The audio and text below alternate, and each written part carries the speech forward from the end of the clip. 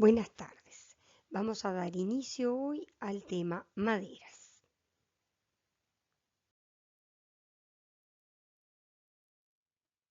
Lo vamos a dividir en 5 módulos: introducción y estructura, propiedades y calidad, durabilidad, protecciones, productos derivados. Vamos a dar comienzo al módulo 1, introducción y estructura.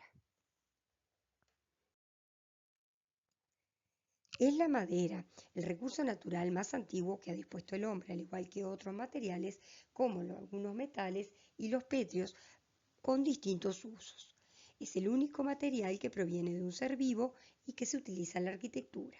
Ese ser vivo es el árbol, que ha tenido la capacidad de fabricar un material con un grado de especialización y atributos en su estructura que hacen a sus propiedades, tanto físicas como mecánicas, o también sus características organolépticas que le dan el valor estético al mismo.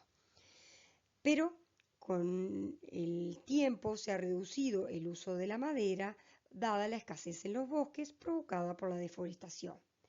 Igualmente, podemos decir de que es un recurso renovable, o sea que el hombre tiene la capacidad de ir cultivando y produciéndolo.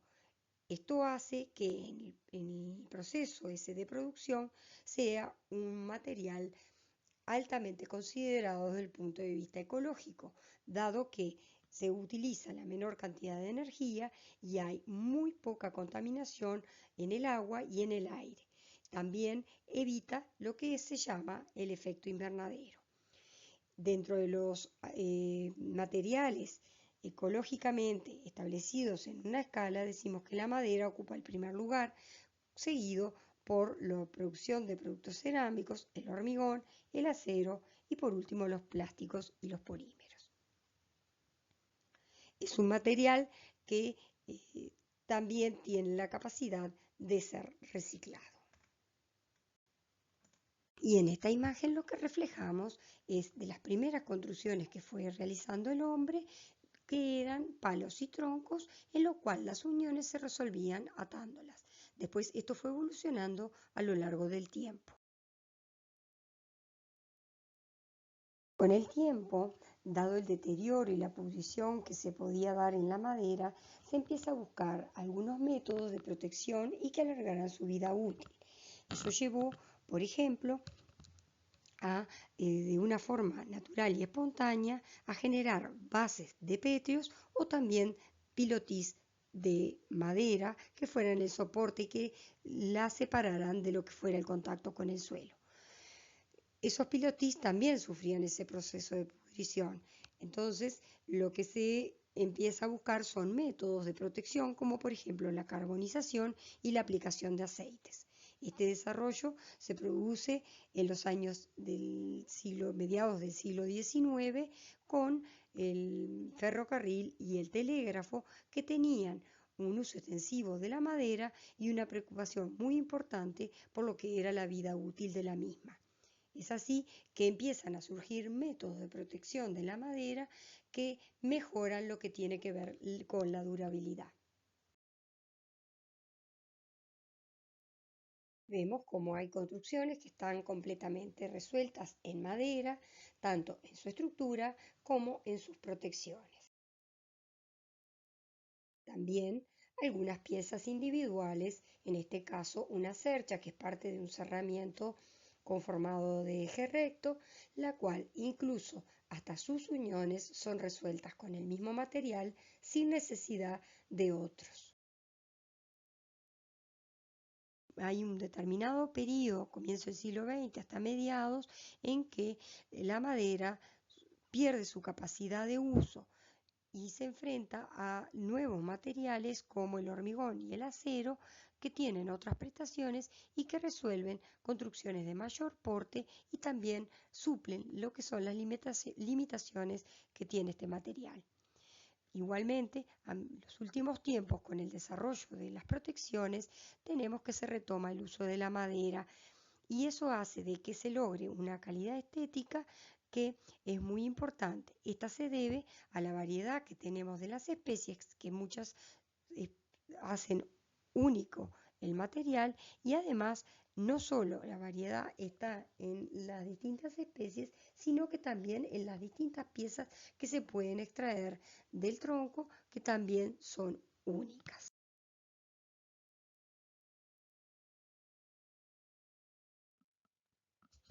No solo se produce el desarrollo en las protecciones, sino que la aparición de nuevas tecnologías y nuevos productos a partir de la investigación científica lleva a que empiece a aprovecharse la madera íntegramente, tanto en su producción forestal como en las distintas industrias.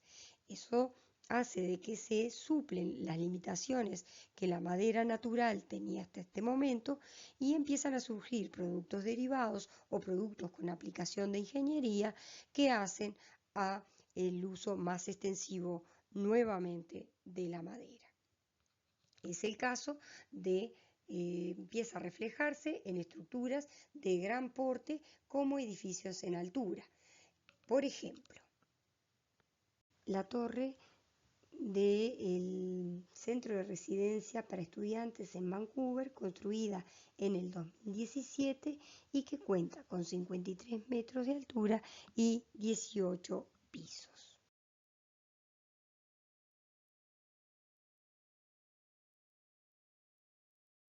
Está resuelta con madera contralaminada o madera en masa.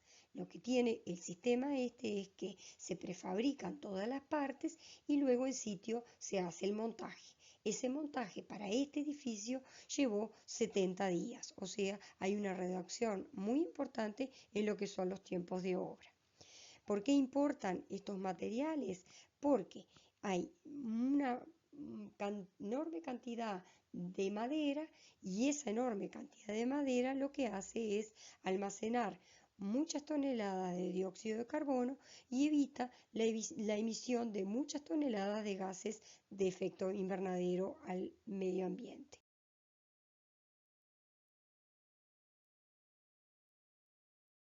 Son estructuras de diseño muy sencillo y que esas estructuras hacia el interior de los locales se pueden resolver con emplacados de yeso y hacia el exterior con otras envolventes como fachadas ventiladas con otras materialidades. Estas estructuras también debemos decir que muchas veces se complementan o se refuerzan en determinados puntos con perfilería de acero, pero no es una condición sine qua non, sino que la gran mayoría se resuelven solo con madera contralaminada.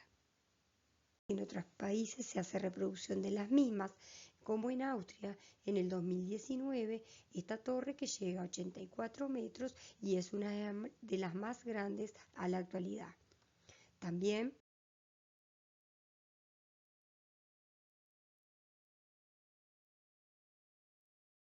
tenemos que se está desarrollando lo que es la Barbican Tower, que es una torre que va a ser la segunda más alta en Londres, que tendrá unos 300 metros de altura. Acá veríamos un perfil de lo que podría ser esta torre en la ciudad.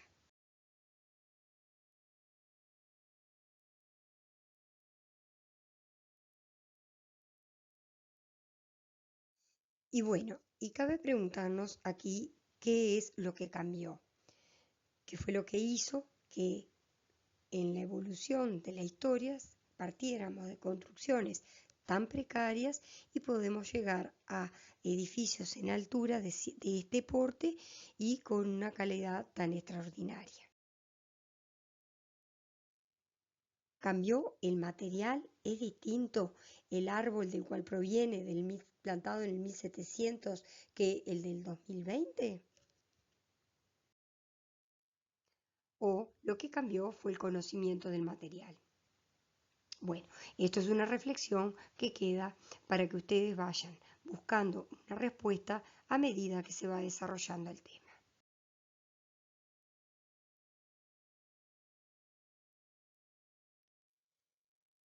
La producción de la madera en todo el mundo parte de unas 16.000 especies. 2.000 son comerciales, de las cuales 500 son coníferas y 1.500 frondosas. Las coníferas se desarrollan en climas templados y fríos. y las frondosas se desarrollan en climas tropicales y también templados. Tenemos que la foliación de las coníferas es perenne, en cambio la de las frondosas es caduca. Estos árboles en su estructura están conformados por células y eso hace a sus propiedades. Las propiedades varían de acuerdo a la especie, como ya dijimos, podían ser coníferas o frondosas, y también a los individuos. Los individuos dependen del lugar de crecimiento, latitud, longitud, clima, pero también la ubicación en el monte.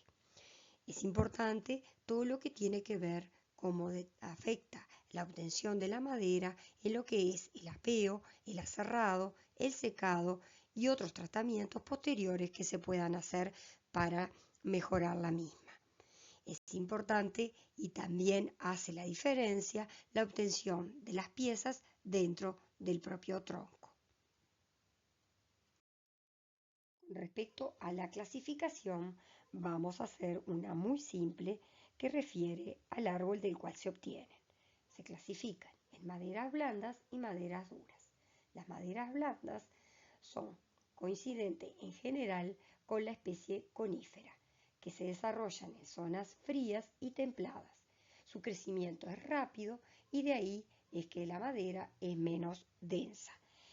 Esta posee buenas características para ser trabajada y buena resistencia mecánica. Este tipo son las más utilizadas en la carpintería y en la construcción. Son maderas que provienen de montes que se cultivan y eso hace que sea más fácil encontrarlas en el mercado a un costo menor. En cuanto a la durabilidad, es menos durable a lo largo del tiempo que lo que son las maderas duras. Las maderas duras generalmente coinciden con las especies frondosas, son de crecimiento más lento y se desarrollan en zonas templadas y tropicales. Eso da maderas más densas, pero también son maderas más caras y más escasas, dadas que su procedencia es de bosques naturales.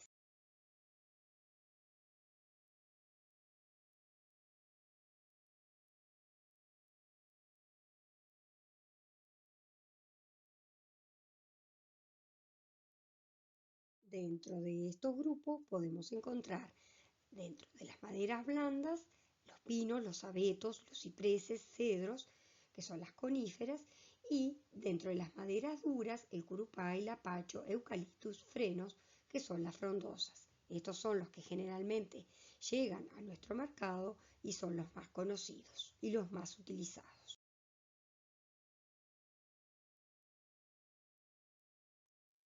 Las especies nativas de nuestro país son de bosques naturales, están en áreas protegidas y no tienen uso en la construcción.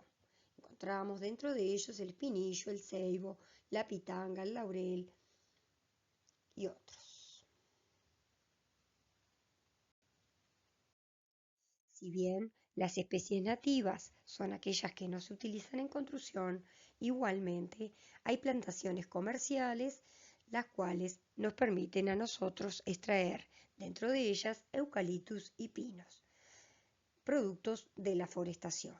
Los eucaliptus son las especies de mayor forestación, anda alrededor del 73%.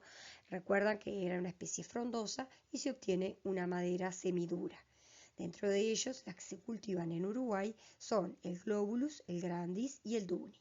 El globulus es el que nosotros normalmente conocemos como eucaliptus colorado. De él se extrae una madera rojiza y de grano entrecruzado. Y es la que tiene mayor uso en la construcción en lo que tiene que ver con la confección de pavimentos. En cuanto al Eucaliptus dunis, es el que conocemos como el eucaliptus blanco y es una madera clara y de grano espiralado. Dentro de los pinos, que es un 26% aproximadamente de plantaciones, corresponde a la conífera, que era una madera blanda.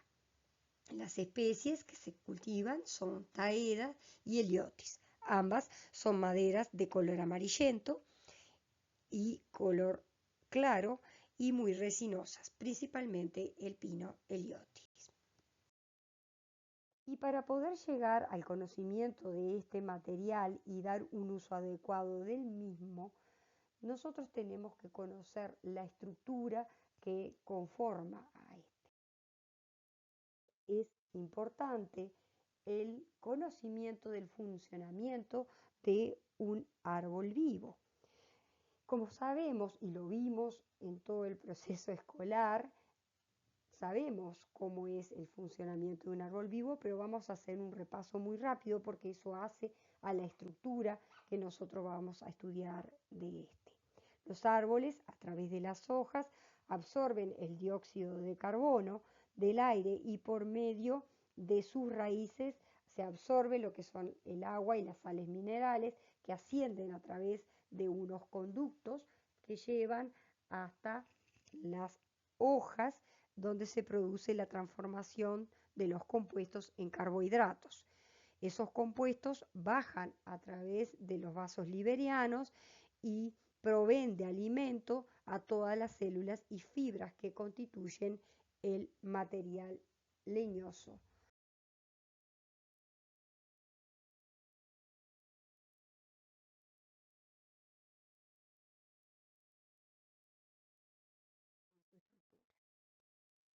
La estructura nosotros vamos a verlo en tres escalas, la macroscópica, la microscópica y la submicroscópica. Para el estudio de la estructura macroscópica, que es aquella la cual podemos percibir a simple vista, tomamos la sección transversal de un tronco de un árbol.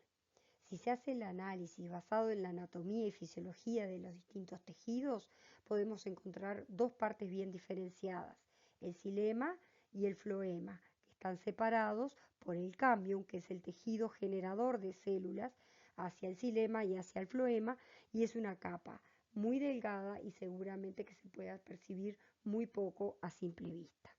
El xilema es lo que llamamos la madera propiamente dicha, constituye la albura y el duramen y está conformado por tejidos que cumplen la función de sostén, así como también el de conductor de lo que es la savia bruta. El floema es la capa exterior, está conformada por lo que es la corteza interior, que también es un tejido vivo que tiene células que hacen el transporte o la conducción de la savia ya elaborada al resto de los tejidos a través de los radios leñosos, y lo que es la corteza de protección o corteza externa, que en general que está conformada por células muertas. Aquí vemos un esquema muy simple del xilema como la madera que conduce la savia cruda y el floema en la corteza que conduce la savia elaborada. El estudio de la estructura macroscópica, que es posible en esta sección transversal distinguir los distintos sectores bien definidos de ese leño. Vamos a empezar por lo que es el cambium, que es la capa generatriz.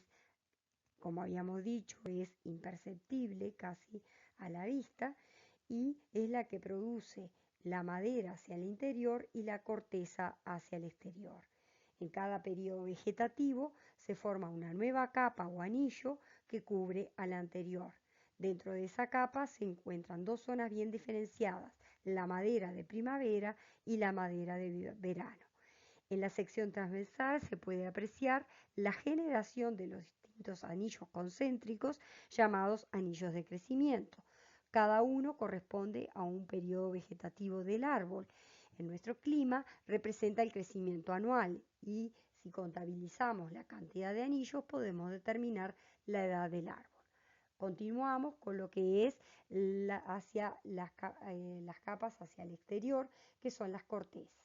La corteza interna o liber, que es la que contiene los vasos liberianos, es filamentosa, poco resistente y por lo general son células que viven relativamente poco tiempo, ya que la única función que tiene es la de conducción del alimento.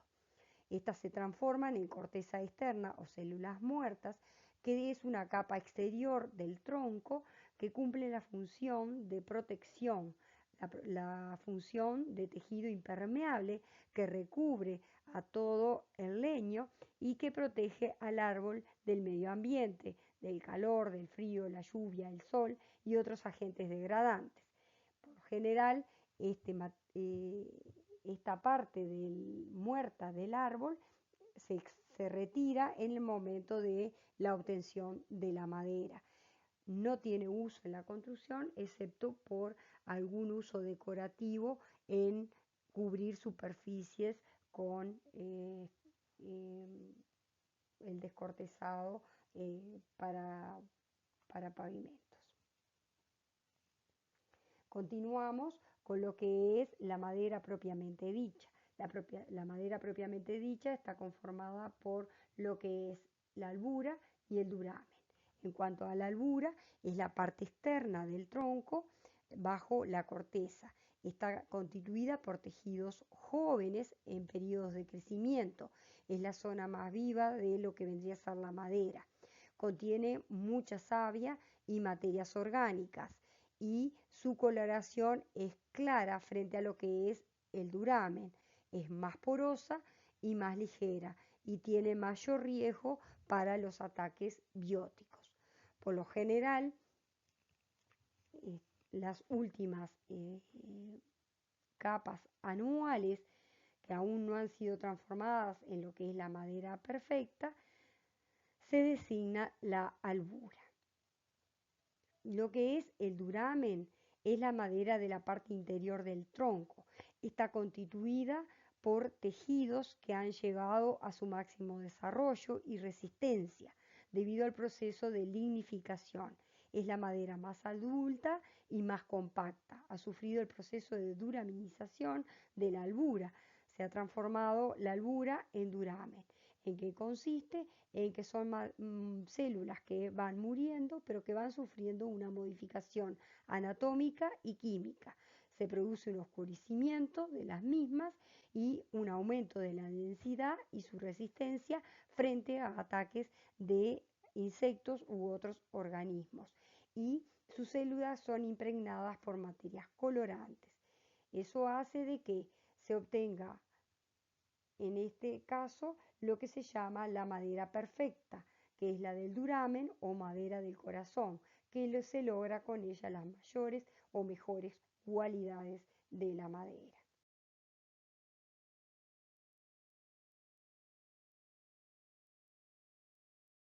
Podemos percibir muy claramente la diferencia entre lo que es el duramen y la albura.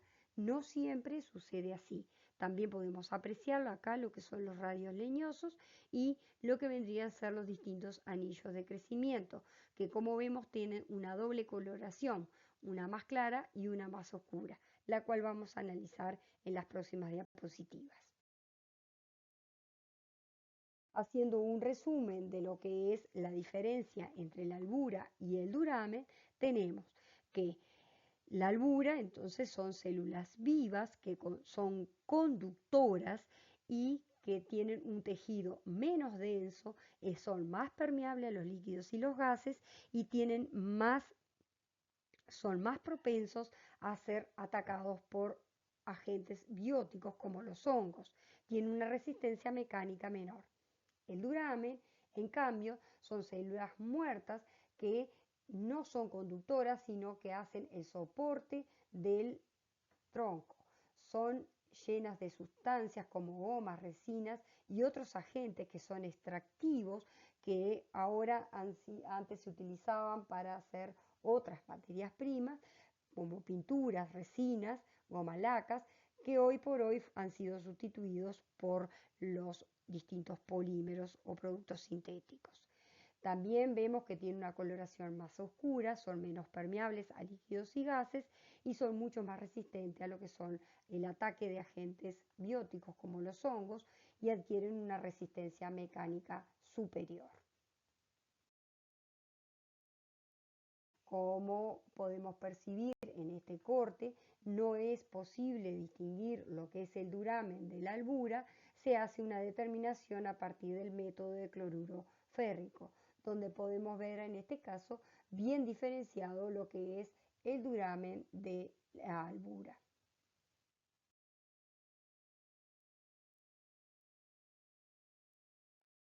Continuando con lo que es la estructura macroscópica, nos queda por ver lo que es la médula, que es una parte central del árbol, que está constituida por un tejido flojo y poroso, y que tiene un diámetro muy pequeño y que por lo general se retira porque es susceptible de fermentar y atraer larvas e insectos y nutrir a otros agentes como los hongos. También tenemos lo que son los radios leñosos. Los radios leñosos son bandas o láminas muy delgadas de tejido cuyas células se desarrollan en el sentido radial, o sea, perpendicular a lo que son los anillos de crecimiento. En este caso tenemos que son las conductoras y almacenan lo que es la savia elaborada que desciende a través de los vasos liberianos. Contribuyen a la deformación de la madera que sea menor en el sentido radial que el tangencial. Y también tenemos que es una zona de rotura de compresión cuando se ejerce un esfuerzo paralelo a las fibras. Al referirnos al crecimiento del árbol, estamos hablando del diámetro, o sea, el aumento de lo que vendría a ser el diámetro del leño, formado por las nuevas capas que se van situando entre la corteza y la madera. Esas capas se llaman anillos y corresponden a la cantidad de madera que se forma durante el curso del mismo en un periodo de crecimiento.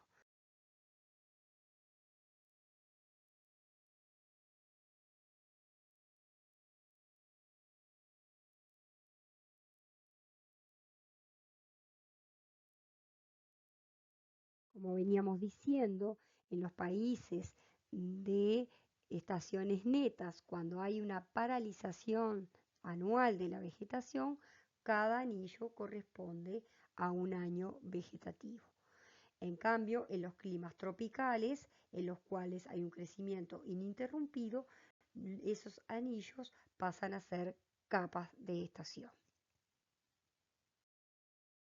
Continuando con lo que es los anillos de crecimiento, encontramos dos zonas bien diferenciadas, la que se forma en primavera y la que se forma en verano. La que se forma en primavera es la del tejido vascular. Es un tejido más poroso, son tubos de mayor sección con paredes muy delgadas y por lo general son vasos en los frondosos y fibras en las coníferas. En cambio, la que se forma en verano es una madera más oscura y por lo general es el tejido de sostén. Es un tejido más denso, son tubos de menor sección con paredes más gruesas, fibras en los frondosos y traqueidas en los coníferas. Aquí vemos varios tipos de maderas, cortes transversales de las mismas, en la cual hay una expresión diferente de lo que son los anillos de crecimiento. Esto genera lo que llamamos los floreos en las maderas sólidas y cuando hablamos de chapas serían las aguas. También esto lleva a que tengan distintas capacidades de lustrados y de brillos naturales diferenciados a partir de los anillos de crecimiento. Continuando con el análisis estructural, vamos a ingresar a la escala microscópica. En ese sentido, tenemos que la madera está constituida por células de formas diversas, con paredes de espesores variables y diferentes según la especie, pero siempre están orientadas en dos direcciones principales y ortogonales entre sí, formando un tejido. Este es el sentido longitudinal y el sentido transversal. Es así que tenemos en el sentido longitudinal lo que son el tejido fibroso y el tejido vascular. El tejido fibroso está conformado por fibras alargadas de paredes gruesas formadas por células que se han prolongado y se han afinado hacia las puntas. Esto es lo que constituye ese tejido de sostén. En cambio, en lo que vendría a ser el tejido vascular, son células que son vasos y poros de paredes muy delgadas y son los órganos de conducción de la savia ascendente o bruta. En el sentido transversal tenemos las células de nutrición o de reserva, que son cortas y poco abundantes. Estas se encargan de difundir y almacenar en todo el espesor del árbol la savia descendente o elaborada. Esta vincula entre sí a los otros tejidos y está formada por células que son delgadas y esponjosas. La estructura microscópica de las coníferas, tenemos que esas células verticales constituyen el 95% y su denominación son tetraqueidas. Cumplen tanto la función conductora como de soporte. Solo el 5% son células horizontales, llamadas radios medulares, cuya función es de alimentación y almacenamiento.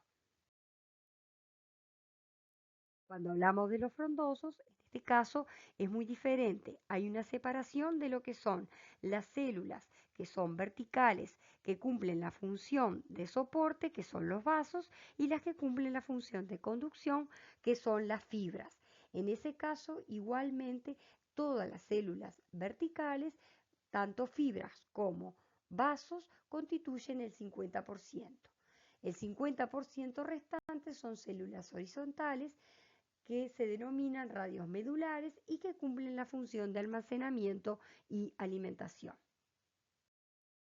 Continuando con lo que es la composición química, que es la escala submicroscópica, tenemos los distintos elementos orgánicos que la componen.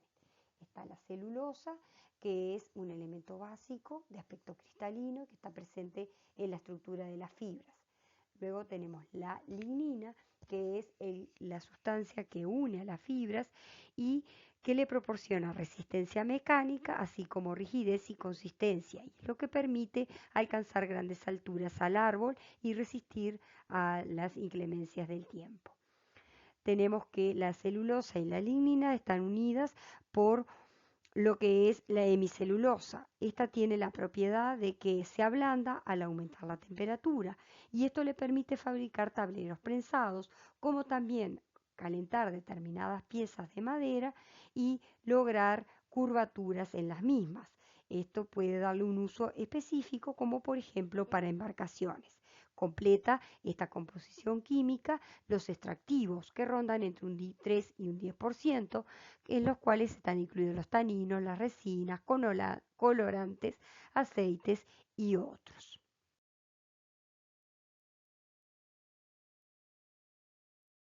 Con esto finalizamos este módulo, el 1, que trataba la introducción y la estructura.